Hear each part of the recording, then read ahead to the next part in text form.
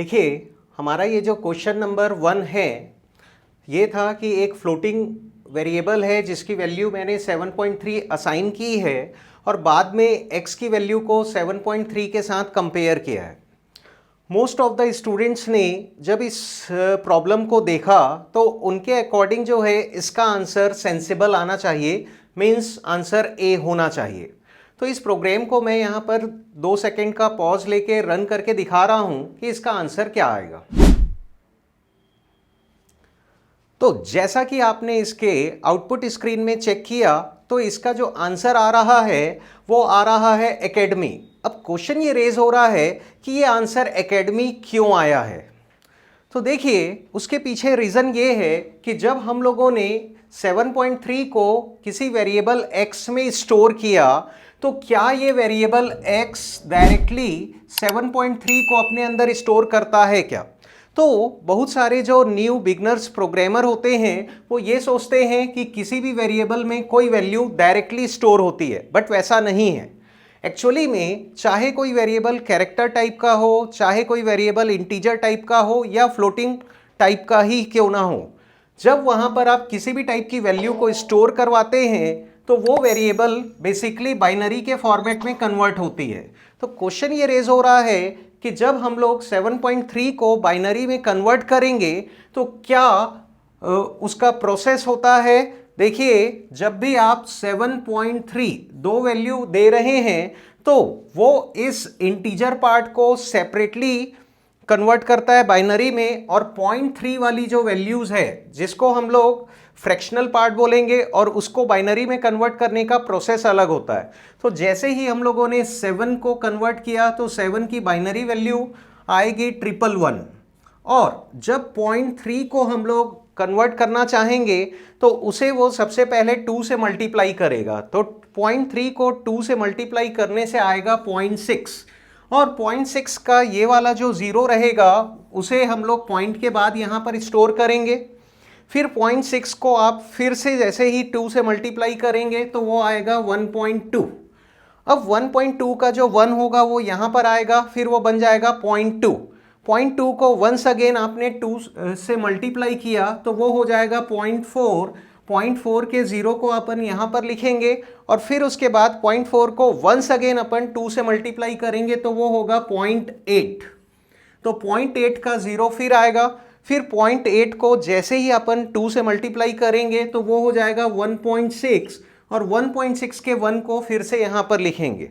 अब 1 तो यहाँ पर आ गया, फिर वंस अगेन ये 0.6 है, और 0.6 को आप जैसे ही 1 से 2 से मल्टीप्लाई करेंगे तो वो फिर से हो जाएगा 1.2, और 1.2 का जो 1 है उसे हमने यहाँ पर लिखा। अब देखिए, ये जो 0.2 है वंस अगेन रिपीट होते जा रहा है, और जब आप इसको स्टोर करवाएंगे तो 0011 0011 कुछ इस तरीके से ये रिपीट होते चले जाएगा। क्वेश्चन रेज हो रहा है कि इस रिपीटेशन को हमें स्टॉप कहाँ पर करना है।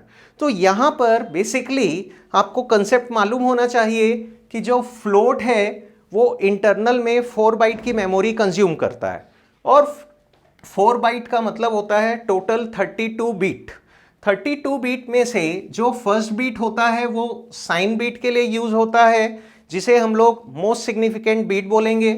फिर उसके बाद जो 8 बीट की मेमोरी होती है वो एक्सपोनेंट पार्ट को स्टोर करने के लिए यूज़ होती है, और रिमेनिंग जो 23 बीट की मेमोरी होगी वो फ्रैक्शनल पार्ट को स्टोर करने का काम करती है।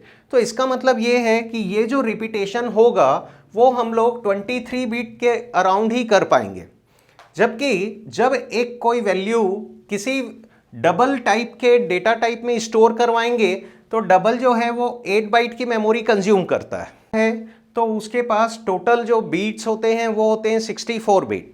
64 बीट में से फर्स्ट जो 1 बीट का स्पेस होगा वो MSB होगा जो साइन बीट का काम करेगा। फिर 11 बीट की जो मेमोरी होगी वो एक्सपोनेंट पार्ट को स्टोर करेगी, और 52 बीट जो है सिग्निफिकेंट पार्ट को स्टोर करेगा। तो देखिए, जब हम लोगों ने यहाँ पर 7.3 लिखा है तो इसे वो इंटरनल में डबल मानता है, और जब आपने यहाँ पर 7.3 किसी फ्लोट में स्टोर किया है तो वो उसे फ्लोट बना के स्टोर करेगा, जिसके कारण से जब यहां पर रिपीटेशन करने की टर्न आएगी तो 7.3 की जितनी भी बीट्स होगी वो 23 टाइम्स ही रिपीट होगी, जबकि डबल के केस में वो 52 टाइम्स रिपीट होगी। ऐसा होने के कारण से आप कुछ इस तरीके से समझिए कि जब हम लोग एक इंटीजर वैल्यू की बात कर रहे हैं, लाइक 10.99 डेसिमल फॉर्मेट में कोई वैल्यू है और कोई दूसरी वैल्यू है 10.9999, तो क्या ये दोनों वैल्यू सेम होगी? क्या पॉसिबल ही नहीं है, ये दोनों ही वैल्यू मिसमैच होगी। इन अ सेम वे जब यहां पर हमने 7.3 एक फ्लोट में स्टोर करवाया है और जब यहां पर 7.3 लिख रहे हैं तो इसे सिस्टम डबल मान रहा है और इसे फ्लोट मान रहा है। इन केस मैंने एक फ्लोट वेरिएबल को 100.33 दिया है और एक डबल को 100.33 दिया है, और आप प्रिंट एफ की हेल्प से उसे यदि प्रिंट करवाते हैं तो आप चेक करेंगे कि जब मैंने x को प्रिंट किया तो उसकी वैल्यू आएगी 100.330002, जबकि वहीं पर जब आप y को प्रिंट करवाएंगे तो वो आएगा 100.3300। इसका मतलब ये है कि कहीं ना कहीं पर ये जो वैल्यू है वो स्टोर करके नहीं रख पाएगा, जिसके कारण से ये दोनों ही मिसमैच करेगा और इसका आंसर आएगा एकेडमी। गेटिंग?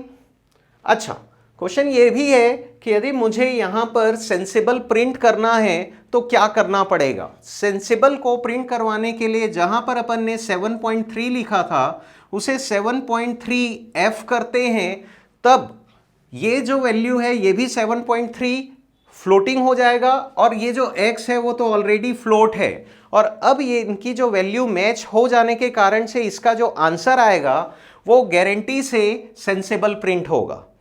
इसका एक अल्टरनेटिव ऑप्शन ये भी हो सकता है कि मैं यहाँ पर जब x को बनाया था तो इसे फ्लोट ना बना के डबल बनाया होता, like this, double x equal 7.3, और फिर उसके बाद हम लोग यहाँ पर f नहीं भी लिखते हैं तब भी x की वैल्यू जो है वो 7.3 से कंपेयर होगी। ये वाली जो 7.3 है बाय डिफ़ॉल्ट वो डबल ही है और ये वाला जो x है वो भी डबल हो गया है, जिसके कारण से दोनों की वैल्यू एग्जैक्टली इक्वलिटी ऑपरेटर होने के कारण से मैच कर जाएगी, और जब आप इसको रन करेंगे तो इसका आंसर सेंसिबल प्रिंट होगा। तो देखिए, छोटी सी गलती के कारण से हम लोगों ने पहले इसका आंसर सेंसिबल सोचा था, बट इसका रियल आंसर आएगा एकेडमी। Thank you.